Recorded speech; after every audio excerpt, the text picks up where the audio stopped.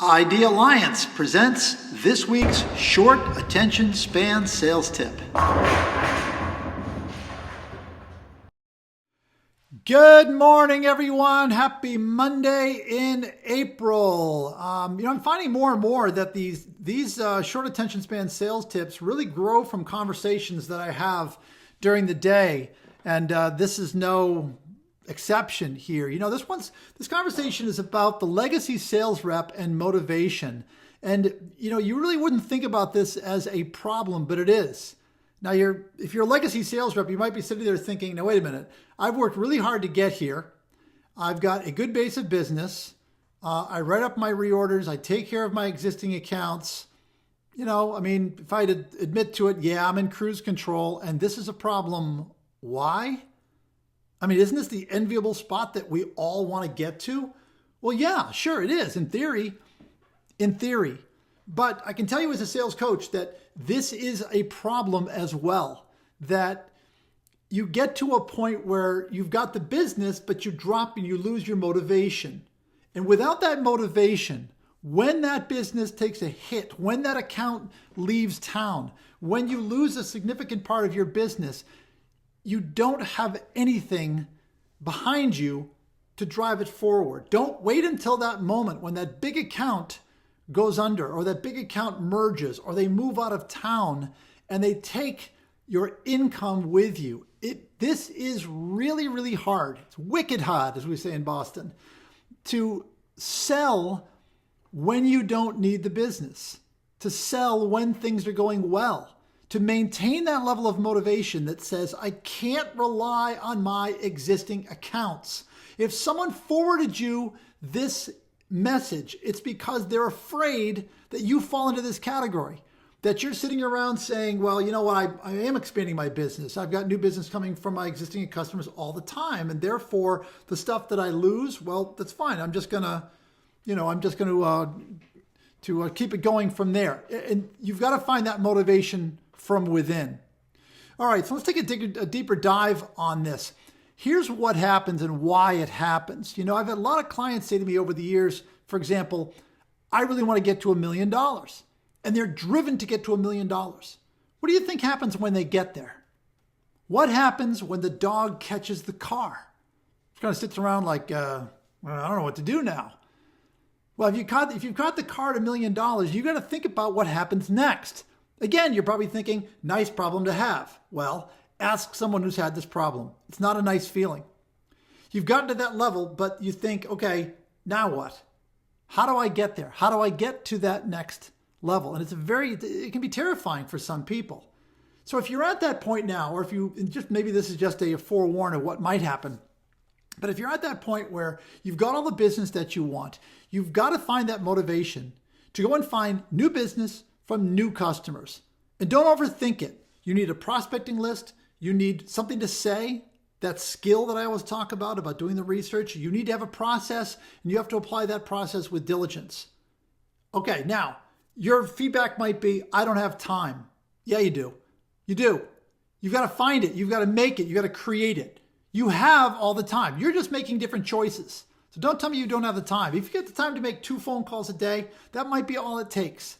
You've got to get focused. You've got to get organized with your prospecting process, and you've got to prioritize this. Get it done before 9 o'clock every single day.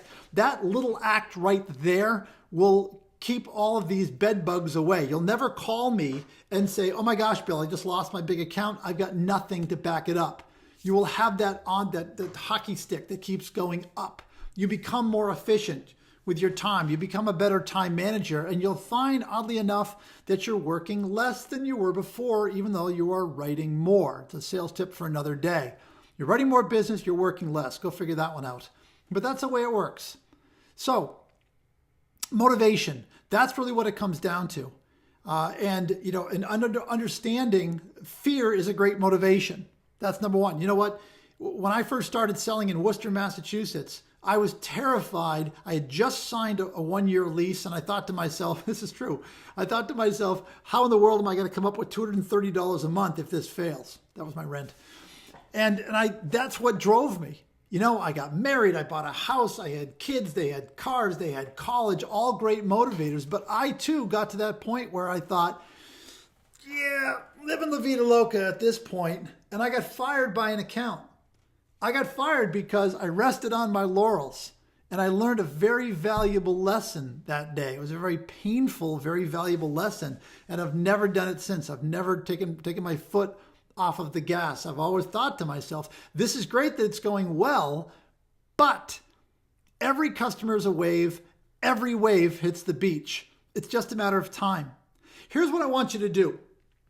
Legacy sales reps, go back about 5 years. Make a list of the accounts that you had 5 years ago. Okay? Hopefully you can go back that far. Make a list. Now, compare that list to the accounts that you've got right now. My guess, and this is just a gut feeling, my guess is that 30 to 50% of the clients that you had 5 years ago, you do not currently have. It's like that great quote from the former president of R.R. Donnelley. He said, 10 years from now, 70% of our business will be to customers that we do not currently have, and we will sell them products that we do not currently offer. This is the nature of business. Where is your next 30 to 50% going to come from? And if you think to yourself, it's going to come from within my existing base of business, God, I hope you're right. But I don't think you are. I think you're lying to yourself. And I think if you're telling yourself you don't have enough time, I think you're lying to yourself. You've got to get out. You've got to drive new business. With your existing accounts, I think the best thing that you can do is to meet everyone in the company. Everyone, 100% of the people. Never leave that company without having met one new person. This is how you build that network, and you'll get invited into their new company when they leave and they take that new job. You've heard me give that advice before, and I believe in it. But don't just rely on that. Where are the emerging markets? How about new customers where maybe your friends work? Start planting those seeds. I think everybody has to have 5 big fish that they go after and 2 more in the bullpen. And if that's all the prospecting you do, just to swing for the fences, it's better than nothing. The worst thing that you can do is to assume. Assume that your existing customers are going to stay with you. Assume that you're going to be able to keep writing business from within. Assume that you will replace any business that you lose just by expanding growth. That's the recipe for disaster. Okay, that's the absolute worst thing that you can do. And don't overthink it. Again, you need something to say. You need someone to say it to. You need a process. You need diligence. And it's that the time management is in there as well. This is a skill, man. This is a muscle group. You ever gone to the gym and you say to yourself, feeling good about myself. Then you stop going to the gym. What happens to your muscles? Well, what happens to your prospecting skills when you stop flexing them? When you stop building them? I get that phone call that says, I don't know how to talk to millennials. Who are these people? They're not returning phone calls anymore. They used to return phone calls, but now no one does anymore. What happened? Where did everybody go?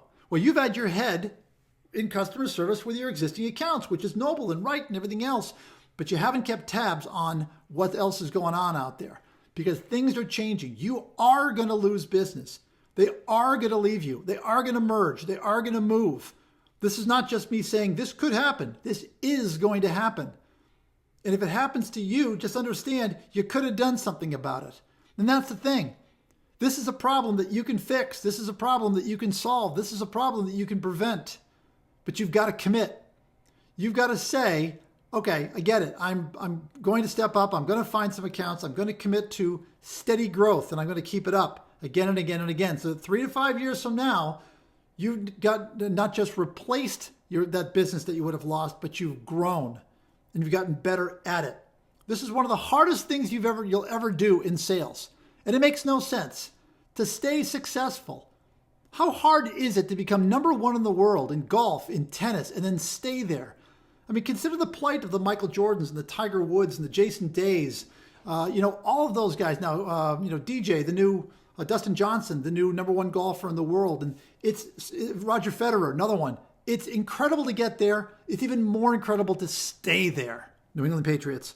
It's even more incredible to stay there. And it's very admirable. And that's going to be your challenge, you legacy salespeople. If you're not a legacy sales rep and you're getting there, understand this is going to happen and prevent it. Okay, I'm going to take my next call. Hopefully I have something else to say. I definitely will get back to you next week on Patriots Day here in Massachusetts. Marathon Monday. The Red Sox play at 11 o'clock in the morning and all that other fun stuff.